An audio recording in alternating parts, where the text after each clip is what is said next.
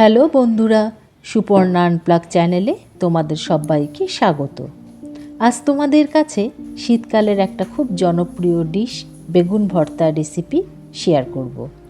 পেঁয়াজ টমেটো দিয়ে সকলেই তো তোমরা বেগুন ভর্তা খেয়েছো, কিন্তু আমি তোমাদেরকে ডিম দিয়ে কি করে বেগুন ভর্তা বানাতে হয় সেই রেসিপিটা দেখাবো। একবার বানিয়ে খেয়ে দেখো, খুব ভালো লাগবে। চলো তাহলে। শীতকালে বন্ধুরা খুব মোটা মোটা গোল গোল বেগুন পাওয়া যায়। বেগুন ভর্তার জন্য এই ধরনের বেগুনই প্রয়োজন। প্রথমে বেগুনটাকে ভালো করে ধুয়ে মাঝ বরাবর কেটে ফেলতে হবে। দেখতে হবে বোটার কাছটা যেন জোড়া থাকে।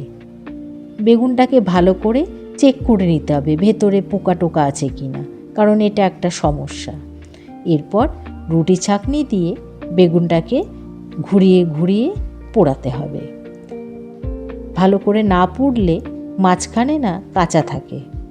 তারপর যখন পোড়ানো হয়ে যাবে একটা প্লেটে ঠান্ডা করতে দিয়ে একটা মাঝারি সাইজের পেঁয়াজ, একটু আদা আর ঝাল খেলে লঙ্কা কুচিয়ে রাখতে হবে, আর সাথে একটা ডিম নিয়ে নিতে হবে।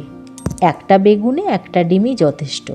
এবার ঠান্ডা হয়ে গেছে, বেগুনের খোসাটা ছাড়িয়ে ফেলতে হবে।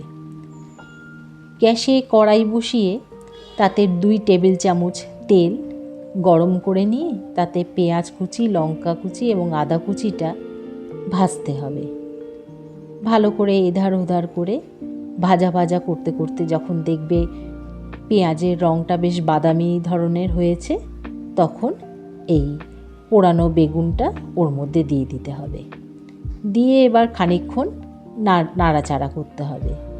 বেগুন যখনই তেলে দেবে দেখবে বেগুন থেকে একটু জল ছাড়ে, তো সেই জন্য বেগুনটাকে ভালো করে একটু ওই পেঁয়াজের সাথে ভাজা ভাজা করতে হবে। এবার 1 চামচ লবণ দিয়ে দেবে আর 1/2 চামচ চিনি। এই লবণ আর চিনি ওই বেগুন ভর্তাটার মধ্যে ভালো করে মাখাতে হবে, দিয়ে ভাজা ভাজা করতে হবে। যখন দেখবে যে জলটা ছেড়েছে, সেই জলটা শুকিয়ে এসছে আর তলায় বেশ লেগে লেগে যাচ্ছে, তখন বুঝবে বেগুনটার জলটাও শুকিয়ে গেছে আর ভাজা ভাজা। এরপর ওই ডিমটা এই বেগুন ভর্তার মধ্যে ফাটিয়ে দিতে হবে। খুন্তি দিয়ে এমনভাবে নাড়তে হবে যেন বেগুনটাও ভাজা ভাজা হয় এবং ডিমটাও যেন ওই বেগুনের সাথে মিক্স হয়ে যায়। খানিকক্ষণ এইভাবে নাড়তে নাড়তে বোঝা যাবে ডিমটা এই বেগুন ভর্তার সাথে মিক্স হয়ে গেছে। আর দেখো বেগুন ভর্তার কালারটাও চেঞ্জ হয়ে গেছে। এখন একটা সাদাটে সাদাটে কালার এসে গেছে। তৈরি হয়ে গেল ডিম দিয়ে বেগুন ভর্তা। রুটি, পরোটা সব কিছুর সাথেই খেতে ভালো লাগে। টমেটো এবং কাঁচা লঙ্কা দিয়ে ডেকোরেশন করাতে কি সুন্দর লাগছে। তোমাদের যদি এই রেসিপিটা পছন্দ হয়ে থাকে আমাকে অবশ্যই লাইক, শেয়ার, কমেন্ট করে জানিও।